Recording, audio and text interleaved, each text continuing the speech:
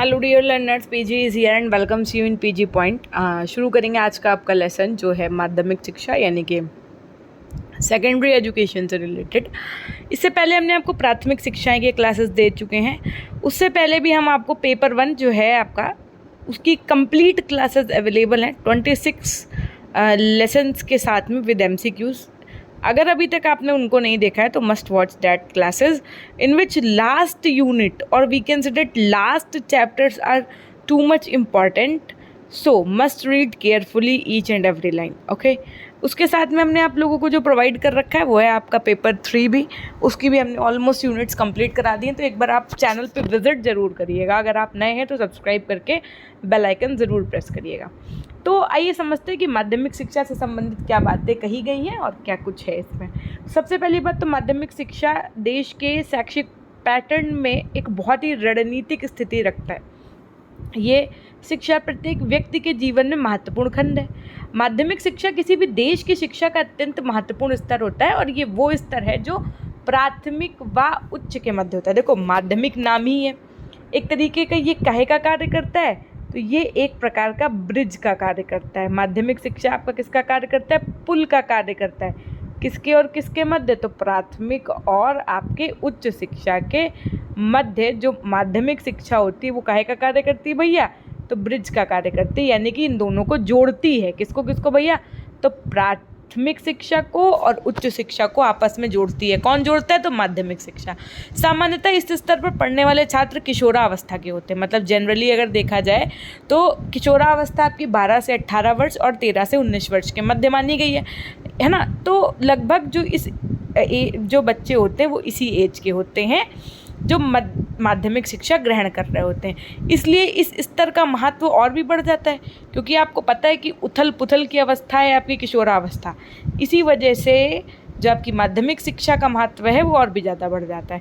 जहाँ प्राथमिक शिक्षा का उद्देश्य क्या होता है कि प्राथमिक शिक्षा का उद्देश्य होता है जीवित रहने के लिए न्यूनतम आवश्यकताएं प्रदान करना है। वहीं माध्यमिक शिक्षा का जो उद्देश्य होता है, जो एम होता है, वो ये होता है कि एक व्यक्ति को जटिल समाज का पूर्ण सदस्य बनने में सक्षम बनाती है। यानी कि ये जो इतना कॉम्प्लेक्स सोसाइटी है आपकी, इसका एक मेंबर बनने में सक्षम बनाती है। कौन? आपकी माध्यमिक शिक्षा। इस स्तर पर छात्र जो अध्ययन करते हैं उनके व्यक्तित्व की शैली उसी पर निर्धारित होती है।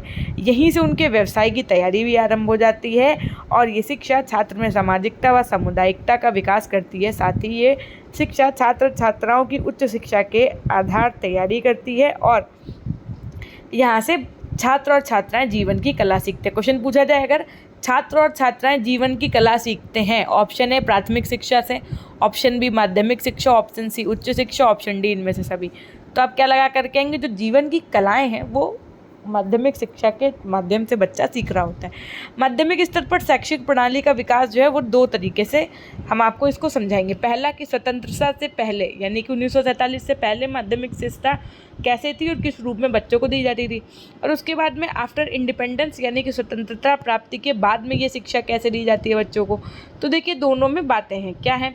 अगर मैं स्वतंत्रता पूर्व के पहले की बात करूं तो माध्यमिक शिक्षा का सूत्रपात जो था वो माध्यमिक शिक्षा आधुनिक युग की देन है, क्योंकि वैदिक एवं मध्य युग में शिक्षा व्यवस्था शिक्षा के मात्र 2 ही स्तर थे, एक तो प्राथमिक और दूसरा उच्च। समझिए बात को, पहले के ज़माने में ऐसा नहीं था। उस समय केवल माध्यमिक और उच्च हुआ करता था। यूरोपीय मिशनरियों को भारत में माध्यमिक शिक्षा के सूत्रपात करने का श्रेय जाता है।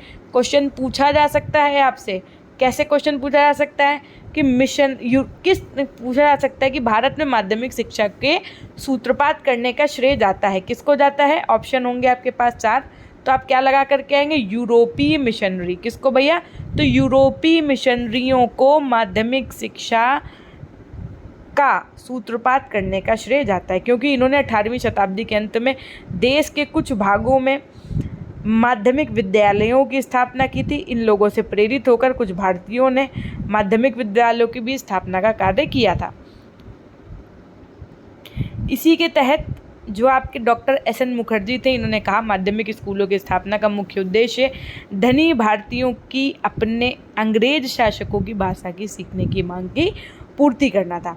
वहीं माध्यमिक शिक्षा की प्रारंभिक अवस्था की अगर बात की जाए तो अपनी प्रारंभिक अवस्था में माध्यमिक शिक्षा को प्रोत्साहन प्राप्त हुआ परिणाम स्वरूप उसने प्रगति के मार्ग पर अपनी यात्रा का शुभारंभ किया। कंपनी के संचालकों ने 1839 में अपनी एक विवरण पत्र द्वारा मद्रास के गवर्नर को यह आदेश दिया कि प्रशासन कार्य हेतु भारतीयों की सहायता के लिए उन्हें अंग्रेजी की शिक्षा दी जाए। लॉर्ड विलियम बेंटिक ने कब भैया, अब देखो यहाँ से ये कहाँ से जुड़ रहा है आपका, जिन बच्चों ने पेपर 1 पढ़ के अब वो अगर ये क्लास ले रहे हैं तो उनको चीज़ें क्लियर कट हो रही होंगी, क्योंकि वहाँ पर हमने आपको विलियम लॉर्ड बेंटिक का पूरी चीज़ें बताई थी। तो लॉर्ड विलियम बेंटिक ने 1835 में मैकाले के विवरण पत्र को स्वीकार करके ये निर्धारित किया कि शिक्षा पर व्यय होने वाला समस्त धन अंग्रेजी भाषा के माध्यम से चलाई जाने वाली कक्षाओं में अंग्रेजी शिक्षा प्राप्त करने हेतु किया जाए। 1837 में अंग्रेजी को न्यायालय की भाषा बना दी जाए। वहीं पर लॉर्ड हार्डिंज ने 1844 में अंग्रेजी शिक्षा प्राप्त भारतीयों के लिए कंपनी की नौकरियों के द्वार भी खोल दिए थे। क्वेश्चन आपसे पूछा जा सकता है कि किसने अंग्रेजी शिक्षा प्राप्त भारतीयों के लिए कंपनी के नौकरियों के द्वार खोले थे? तो लॉर्ड हार्डिंज ने खोले थे। कब खोले थे? तो 1844 में खोले थे। इसके फलस्वरूप भारतीयों को अंग्रेजी की शिक्षा देने के लिए 1852 तक संपूर्ण भारतवर्ष में 32 मान्यता प्राप्त स्कूल खोले गए। कितने? 32। ठीक। 1854 में वुड का घोषणा पत्र आया था। माध्यमिक शिक्षा की आधारशिला जो है वो वुड घोषणा पत्र 1854 में रखी गई थी। क्वेश्चन पूछा जा सकता है माध्यमिक शिक्षा की आधारशिला किसके घोषणा पत्र में रखी गई थी? तो वुड के घोषणा पत्र में 1854 में रखी गई थी। उन्होंने माध्यमिक स्तर पर 2 प्रकार के पाठ्यक्रम की व्यवस्था करने के लिए कहा था। पहला पाठ्यक्रम और दूसरा बा पाठ्यक्रम, यानी कि ए सिलेबस और बी सिलेबस। इसमें माध्यमिक शिक्षा से संबंधित मुख्य 3 बातें कही गई थी। किसमें? वुड के घोषणा पत्र में क्या कहा गया था? तो इस घोषणा पत्र में भारत के लोगों को यूरोप के लेखकों की पुस्तकें एवं वहाँ के लोगों के द्वारा अर्जित किए जाने वाले ज्ञान से परिचित कराने के लिए कहा गया, और इसने माध्यमिक शिक्षा के प्रसार में प्रशंसनीय योगदान भी दिया। किसने भैया? तो वुड के घोषणा पत्र ने। विद्यालयों को आर्थिक सहायता देने के लिए सहायता अनुदान प्रणाली का प्रचलित करने का सुझाव दिया गया, और इससे नवीन माध्यमिक स्कूलों की स्थापना को प्रोत्साहन भी दिया गया। किसके? वुड के घोषणा पत्र के माध्यम से मद्रास, बम्बई एवं कलकत्ता में विश्वविद्यालय स्थापित किए जाने की स्वीकृति भी दी। अब 1882 में जो हंटर कमीशन आया उसने क्या कहा माध्यमिक शिक्षा को लेकर के? तो देखो, हंटर कमीशन ने माध्यमिक शिक्षा को अत्यधिक साहित्यिक होने के दोषों से मुक्त कराने के हेतु विविध पाठ्यचर्या का सुझाव दिया। इन्होंने कहा कि जो माध्यमिक शिक्षा है वो बहुत ही ज़्यादा क्या है? साहित्यिक है, तो उस पर साहित्यिक ना होकर के थोड़ा अलग करिकुलम होना चाहिए। तो उसने हाई स्कूल शिक्षा के 2 वर्गों में बांट दिया, एक तो ए कोर्स और एक बी कोर्स में विभक्त कर दिया। ए कोर्स का उद्देश्य होता था कि छात्रों को विश्वविद्यालय में प्रवेश पाने के लिए तैयार करना, और बी कोर्स का उद्देश्य होता था छात्रों को व्यावसायिक और साहित्यिक कार्यों के लिए तैयार करना चाहिए। इसी प्रकार से 1904 में जो आपका भारतीय विश्वविद्यालय अधिनियम आया उसके तहत कहा गया कि इस अधिनियम से पहले विश्वविद्यालयों की मैट्रिकुलेशन परीक्षा में उन माध्यमिक स्कूलों के छात्रों को सम्मिलित हो सकते थे जिनको विश्वविद्यालयों से मान्यता प्राप्त नहीं थी। मतलब विश्वविद्यालय से मान्यता प्राप्त नहीं है फिर भी वो एलिजिबल है। तो इस अधिनियम ने विश्वविद्यालयों को केवल मान्यता प्राप्त विद्यालयों से छात्रों को मैट्रिकुलेशन परीक्षा में सम्मिलित होने की आज्ञा देने और मान्यता संबंधी नियमों का निर्माण करने का अधिकार प्रदान कर दिया था। इसके परिणाम स्वरूप माध्यमिक शिक्षा पर विश्वविद्यालयों के पहले से अधिक कठोर नियंत्रण स्थापित हो गए, और अवांछनीय जो स्कूल थे ना, जो मतलब अपनी मनमानी कर रहे थे, वो अपने आप ही क्या हो गए? बंद हो गए। अब 1919 में आपका सेडलर कमीशन आया। क्या आया? 1919 में कौन आया? Sedler commission. इसने क्या कहा? इस कमीशन ने आध्यात्मिक शिक्षा को दोषमुक्त करने हेतु कुछ सुझाव दिए। इसने कहा विश्वविद्यालय के अधिकार क्षेत्र से माध्यमिक शिक्षा को बाहर रखा जाए। माध्यमिक शिक्षा से संबंधित समस्त कार्यों को संपन्न कराने हेतु प्रत्येक प्रांत में माध्यमिक एवं इंटर शिक्षा परिषद का निर्माण किया जाए। अभी तक विश्वविद्यालय से जोड़ करके यही प्रोवाइड करवाया जा रहा था। तो इन्होंने सेडलर कमीशन ने कहा, सेडलर आयोग ने कहा कि नहीं, इसको यूनिवर्सिटी से नहीं अलग कर देना चाहिए, और इसके लिए हर एक प्रांत में माध्यमिक व इंटरमीडिएट शिक्षा परिषद का निर्माण करना चाहिए। विश्वविद्यालयों से इंटरमीडिएट कक्षाओं को पृथक यानी कि अलग करके इंटरमीडिएट कॉलेजों की स्थापना की जाए, और यही चल भी रहा था, है ना, जो सेडलर ने कहा। अब 1929 में आपकी हर्तांग समिति आई। इस समिति के अनुसार माध्यमिक शिक्षा की प्रगति तो अवश्य हुई, परंतु इस पर मैट्रिकुलेशन परीक्षा का आधिपत्य है, एवं इस परीक्षा में अनुत्तीर्ण होने वाले छात्रों की अधिक संख्या होने के कारण माध्यमिक शिक्षा में बहुत अधिक अपव्यय हो रहा है। अतः अपव्यय को कम करने के लिए समिति ने पाठ्यचर्या में व्यावसायिक विषयों के स्थान पर दिए जाने की सिफारिश की। उसके बाद में वुड एबट की रिपोर्ट आई। इसमें इन्होंने निम्न माध्यमिक कक्षाओं में अंग्रेजी के अध्ययन पर बल नहीं दिया जाए ये कहा, और कहा कि हाई स्कूल तक की सभी कक्षाओं में भारतीय भाषाओं को शिक्षा का माध्यम भी बनाया जाए। फिर उसके बाद में 1944 की जो स्टूडेंट रिपोर्ट है उसमें कहा गया मात्र असाधारण योग्यता वाले बालकों को ही हाई स्कूल में प्रवेश दिया जाएगा, और कहा गया कि प्रवेश प्राप्त करने वाले छात्र के लिए 14 वर्ष की आयु तक की शिक्षा ग्रहण करना अनिवार्य है। इसके अलावा साहित्यिक एवं प्राविधिक, कल्चरल एंड टेक्नोलॉजिकल दोनों प्रकार के हाई स्कूलों की स्थापना की जाए। यदि सुझावों का क्रियान्वयन हो जाता है तो माध्यमिक शिक्षा का स्वरूप कुछ और ही होता है, ये बात कही गई थी।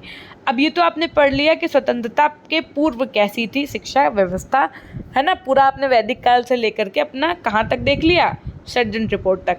1944 तक की ये बात आपने यहाँ देख ली।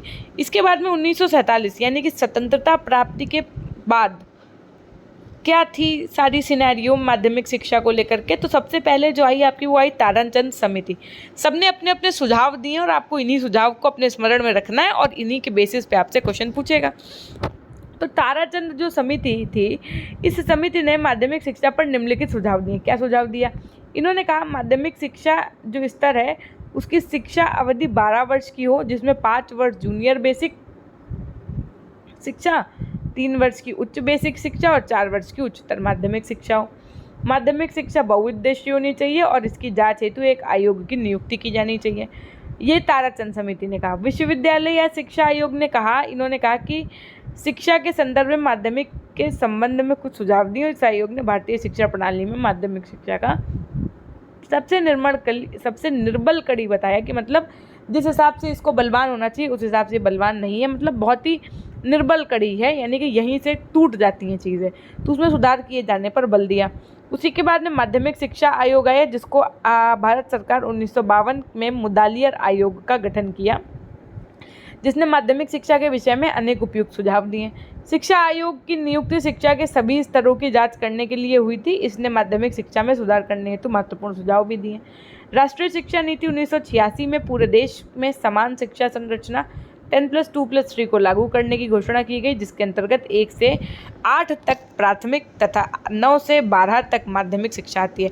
समझिएगा, राष्ट्रीय शिक्षा नीति के अनुसार जो शिक्षा संरचना थी वो क्या थी, अगर पूछेगा तो आप 10+2+3 बताएंगे। अगर एनईपी 2020 के हिसाब से पूछेगा तो 5+3+3+4 बताएंगे। उसके अलावा अगर 1 से 8 तक की शिक्षा को हमने प्राथमिक कहा है तो 9 से 12 तक की शिक्षा को हमने माध्यमिक शिक्षा कहा है। माध्यमिक विद्यालय राज्यों के शिक्षा विभाग तथा माध्यमिक शिक्षा परिषदों के द्वारा नियंत्रण होते हैं। एनईपी 2020 में शिक्षा की नवीन संरचना 5+3+3+4 के रूप में प्रस्तुत की गई है। अब माध्यमिक शिक्षा का अर्थ क्या होता है, परिभाषा क्या होती है? तो प्राथमिक के उपरांत दी जाने वाली जो शिक्षा, यानी कि प्राथमिक शिक्षा जब बच्चा ग्रहण कर लेता है तो उसके बाद जो शिक्षा ग्रहण करता है कक्षा 9 से 12 तक की, उसको माध्यमिक शिक्षा कहते हैं। माध्यमिक शिक्षा का अर्थ होता है मध्य की, अर्थात प्राथमिक और उच्च शिक्षा के मध्य की शिक्षा, इसीलिए नाम ही इसको माध्यमिक शिक्षा दिया गया है। उच्च शिक्षा से पूर्व होने के कारण माध्यमिक शिक्षा सर्वाधिक महत्वपूर्ण है। भाई सीधी सी बात है, भाई माध्यमिक शिक्षा जब बच्चा 10th to 12th की एजुकेशन ले लेता है उसके बाद में सीधे हायर एजुकेशन की तरफ जाता है। हमारे देश में प्राचीन काल, बौद्ध काल तथा मध्यकाल शिक्षा के 2 स्तरों में विभाजित है, प्राथमिक एवं उच्च। अगर आप सोचो प्राचीन काल की बात कर लें, बौद्ध काल की बात कर लें, मध्यकाल की बात करें तो तब केवल 2 ही स्तर होते थे शिक्षा के, प्राथमिक और उच्च। अब माध्यमिक शिक्षा का प्रचार एवं प्रसार ब्रिटिश शासनकाल में ईसाई मिशनरियों के द्वारा किया गया। माध्यमिक शिक्षा एक ऐसा केंद्र बिंदु है जो प्राथमिक शिक्षा एवं विश्वविद्यालयी शिक्षा के मध्य संबंध स्थापित करता है, और ये शिक्षा प्राथमिक शिक्षा एवं उच्च शिक्षा के बीच की कड़ी का भी काम करती है। जो आपके हुमायूं कबीर जी थे, इन्होंने कहा कि माध्यमिक शिक्षा की एक ऐसी कड़ी है जो प्राथमिक व उच्च शिक्षा को दृढ़ता के साथ बांधती है। विद्यालयी या स्कूली शिक्षा को प्रायः 3 भागों में बांटा जाता है। कौन कौन सी? पूर्व प्राथमिक शिक्षा और माध्यमिक शिक्षा। ये तीनों स्तर व्यक्ति की 3 अवस्थाओं के साथ संबंधित है। जो आपकी पूर्व प्राथमिक शिक्षा है वो शैशव काल से संबंधित है, जो आपकी प्राथमिक शिक्षा है वो बचपन या बाल्यावस्था से संबंधित है, और जो आपकी माध्यमिक शिक्षा है वो आपकी किशोरावस्था से संबंधित है। तो पूर्व आपकी प्राथमिक शिक्षा एवं प्राथमिक शिक्षा के बाद जिस पर शिक्षा की शुरुआत होती है उसे हम क्या कहते हैं? माध्यमिक शिक्षा कहते हैं। माध्यमिक शिक्षा वो है जिसे बौद्धिकता की कसौटी कह सकते हैं, क्योंकि इस पर विश्वविद्यालयी शिक्षा आश्रित है। सामान्य रूप से माध्यमिक शिक्षा वह है जो कक्षा 9 से 12 तक की शिक्षा की व्यवस्था करती है। कुछ राज्य में कक्षा 11 व 12 को हम लोग क्या कहते हैं, हायर सेकेंडरी भी कहते हैं। माध्यमिक शिक्षा की आधारशिला आपकी वुड घोषणा पत्र 1854 में रखी गई थी। क्वेश्चन पूछा जाएगा अगर कि माध्यमिक शिक्षा की आधारशिला कहाँ रखी गई थी। ऑप्शन ए मैकाले के विवरण पत्र में, ऑप्शन सी बी राष्ट्रीय शिक्षा नीति 1986 के तहत, ऑप्शन सी वुड के घोषणा पत्र 1854 में।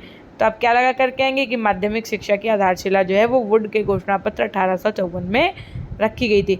उन्होंने माध्यमिक स्तर पर 2 प्रकार के पाठ्यक्रमों की व्यवस्था करने के लिए कहा था, आ पाठ्यक्रम और बाल पाठ्यक्रम। उसके बाद समय पर माध्यमिक क्षेत्र में परिवर्तन भी हुआ। राष्ट्रीय शिक्षा नीति जो 1986 आई, इसमें पूरे देश में समान शिक्षा संरचना 10+2+3 को लागू करने की घोषणा की, जिसमें कक्षा 1 से 8 तक प्राइमरी और 9 से 12 तक माध्यमिक शिक्षा आती थी। ठीक, माध्यमिक विद्यालय राज्यों के शिक्षा विभागों तथा माध्यमिक शिक्षा परिषदों के द्वारा नियंत्रित होते थे।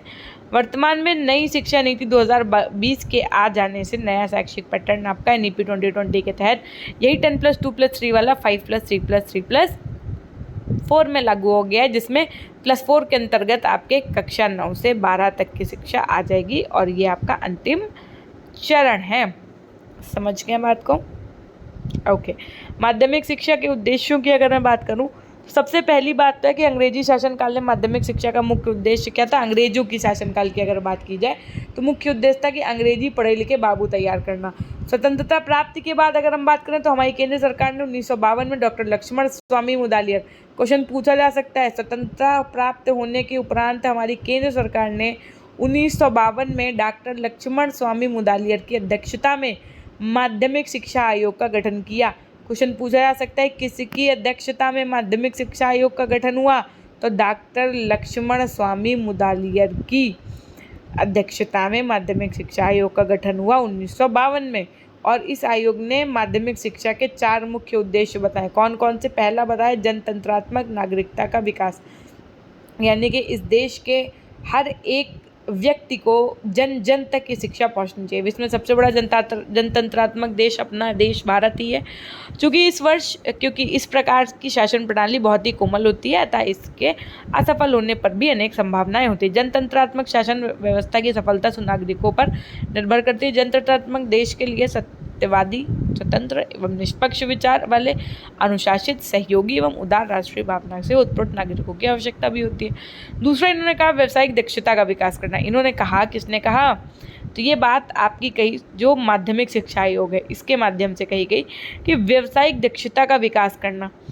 जिस हिसाब से ये आज का जो युग चल रहा है, सभी देशों में औद्योगिक प्रगति की होड़ सी लगी हुई है और अपनी औद्योगिक प्रगति में हम अन्य देशों के साथ उस समय तक नहीं चल सकते जब तक कि हमारे देश के युवा इस प्रकार की प्रगति में सक्षम ना हो। यानी कि अगर देश का युवा ही उसमें अग्रसर नहीं होगा तो कुछ भी नहीं हो पाएगा। उसके बाद में व्यक्तित्व का विकास करना, यानी कि पर्सनैलिटी का डेवलप करना। साथ में नेतृत्व का विकास करना, यानी कि जो आपकी लीडरशिप होती है उसका डेवलपमेंट करना। ये आपके क्या है? 4 उद्देश्य हैं माध्यमिक शिक्षा के। पहला उद्देश्य था जनतात्मक नागरिकता का विकास करना, दूसरा है व्यावसायिक दक्षता का गठन का विकास करना, तीसरा है व्यक्तित्व का विकास करना, चौथा है आपका नेतृत्व का विकास करना। अब माध्यमिक शिक्षा की क्या आवश्यकता है, क्या महत्व है? सबसे पहली बात तो माध्यमिक शिक्षा राष्ट्र के विकास की क्या होती है? आधार होती है। ठीक, क्योंकि प्राथमिक स्तर पर बालकों को सामान्य ज्ञान प्रदान कर सामाजिक व्यवहार से परिचित कराया जाता है, जबकि माध्यमिक स्तर पर बालकों को पूर्ण मनुष्य बनाया जाता है। उनमें सोचने समझने की शक्ति और कार्य पूर्ण करने की क्षमता का विकास किया जाता है। जब तक किसी भी राष्ट्र के व्यक्तियों का मानसिक विकास परिपूर्ण नहीं होगा तब तक उस राष्ट्र का विकास नहीं हो सकेगा। दूसरा उद्देश्य था माध्यमिक शिक्षा के द्वारा अच्छे नागरिक बनने का ज्ञान दिया जाए। अगर देश में नागरिक अभी से बच्चों को अच्छा नॉलेज दोगे तो आगे चल के अच्छे नागरिक बनेंगे। अगर ये गुड सिटीजन बन गए तो इसी तरीके से ये आगे और आने वाली जनरेशन को अच्छा पढ़ाएंगे, अच्छा लिखाएंगे, है ना। तो इस तरीके की सब चीज़ें की जाती है। माध्यमिक शिक्षा बालकों को उच्च शिक्षा के लिए तैयार करती है, सीधी सी बात है। प्राथमिक और उच्च शिक्षा के मध्य जो माध्यमिक शिक्षा है वो एक पुल का कार्य करती है।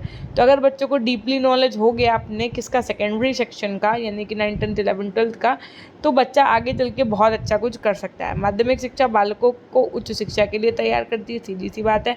माध्यमिक शिक्षा अपने आप में पूर्ण इकाई है, यानी कि उच्च शिक्षा में सभी बच्चे प्रवेश नहीं लेते हैं, इसलिए माध्यमिक शिक्षा को पूर्ण इकाई यानी कि कंप्लीट यूनिट के रूप में विकसित किया जाता है, जिससे इसे प्राप्त करने के बाद बच्चे आर्थिक जीवन में प्रवेश करके अपनी जीविका का निर्वाह भी कर सके। इसलिए माध्यमिक शिक्षा सभी विकसित राष्ट्रों की शिक्षा का कंपलसरी पार्ट है।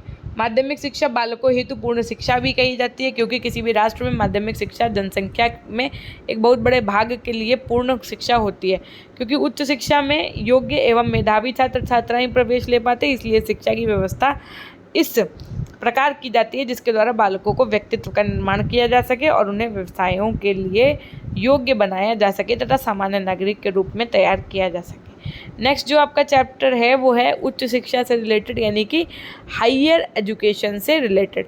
इसके अंतर्गत आपको इसका परिचय पढ़ना है, उच्च शिक्षा का अर्थ क्या होता है ये समझना है, उसके बाद में इसके क्या उद्देश्य होते हैं आपको ये जानना है। NEP 2020 के अनुसार उच्च शिक्षा के क्या उद्देश्य हैं ये समझना है। उसके बाद में उच्च शिक्षा की क्या आवश्यकता है, क्या ही नीड है, क्या ही इम्पोर्टेंस है ये जानना है। फिर नेक्स्ट चैप्टर आपका होगा भारत में फाउंडेशन, प्राथमिक माध्यमिक एवं उच्च शिक्षा का शैक्षिक ढांचा। और last chapter of the unit 1 एक और होगा अभी आपका 1.5, वो है आपका प्राथमिक माध्यमिक और उच्च शिक्षा से संबंधित समवर्ती मुद्दे। ये सब हम आपको एक एक करके कंप्लीट करवा दे होंगे। बस आप ये कमेंट नहीं किया करो कि मैम फलानी क्लास कब होगी, मैम ढिमकानी क्लास कब होगी। आपको मैं बता दूं कि सबसे ज़्यादा इम्पॉर्टेंट है कि जितना मैंने पढ़ा दिया है आप अपनी आत्मा पे हाथ रख के पूछो कि क्या हमने उतना पढ़ लिया है। अगर आपने उतना पढ़ लिया है तो आपको पूरा अधिकार है कि आप कमेंट सेक्शन में ये लिख दो कि मैम आप कोर्स नहीं कंप्लीट करा रही हैं, ये है वो है बुरा भला। लेकिन अगर आपको बिल्कुल भी ज़रा सा भी विश्वास है या कुछ भी, तो आप अपना विश्वास मानिए और अपना चीज़ों को कंटिन्यू करते रहिए, ठीक है। इसी तरीके से आपका ये चैप्टर भी कंप्लीट हो जाता है, जो कि आपका माध्यमिक शिक्षा चैप्टर नंबर 2 से रिलेटेड थे चीज़ें, वो भी हमने आपको चीज़ें कवर अप करवा दी हैं। जिन्होंने इससे पहले वाली क्लास प्राथमिक शिक्षा की नहीं देखी है वो ज़रूर देख लीजिएगा, वहाँ से भी आपके कंसेप्ट क्लियर हो जाएंगे। तो इस तरीके से पेपर 1 की क्लास, पेपर 3 की क्लास रेगुलरली मैं आप लोगों को प्रोवाइड करने का प्रयास कर रही हूँ। और उसके अलावा पेपर जो अब आप लोगों के और आने वाले हैं उनकी भी तैयारी आपको इसी चैनल के माध्यम से कराई जाएगी।